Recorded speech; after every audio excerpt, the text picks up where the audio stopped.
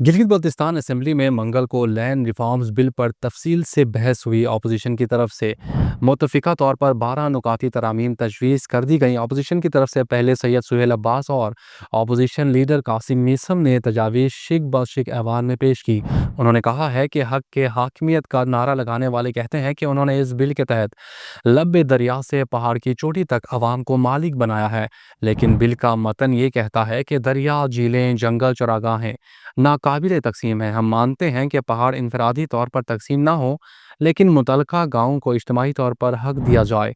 इस बिल में लिखा जाए कि पहाड़ के अंदर बाहर जो कुछ है इसके मालिक अवाम होंगे। उन्होंने कहा है कि अलॉट की गई ज़मीनों को गवर्नमेंट लैंड बताया गया है। हमें नहीं मालूम कहाँ कहाँ कितनी ज़मीन किसको अलॉट की गई है। उन्होंने मुतालबा किया कि ऐसी तमाम गैर कानूनी अलाटमेंट्स को ख़त्म कर दिया जाए। उन्होंने मज़ीद कहा कि शिगर में 5,000 और स्कर्दो में 2,000 कनाल ज़मीनें अलॉट की गई हैं। उन्होंने कहा कि एक शिक में गैर कानूनी काबजीन से 15 रोज़ के अंदर ज़मीन खाली करवाने का कहा गया है। क्या 30-40 सालों से आबाद लोगों को निकाल कर बाहर किया जाएगा?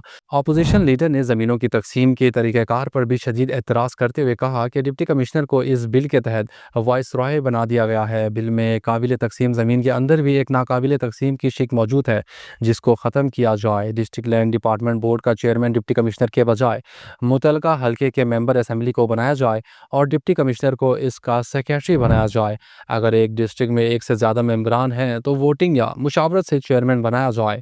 बिल में ज़मीन की तकसीम के बाद इसके इस्तेमाल के हवाले से तहसीलदार और ज़मीन के मालिक के दरमियान जिस माहिदे की बात की गई है, इसको शिक को ख़त्म किया जाए। इस बात पर पाबंद किया जा सकता है कि वो ज़मीन किस मकसद के लिए इस्तेमाल कर सकता है। आखिर में अपोजिशन लीडर ने कहा कि बिल में 10% ज़मीन अवामी मफाद के लिए रखने की बात की गई है। हम 1% ज़मीन किसी को देने के लिए तैयार नहीं हैं। अगर हुकूमती मेंबरान अपनी ज़ाती मलकियती ज़मीन भी देना चाहते हैं तो बेशक दे दें।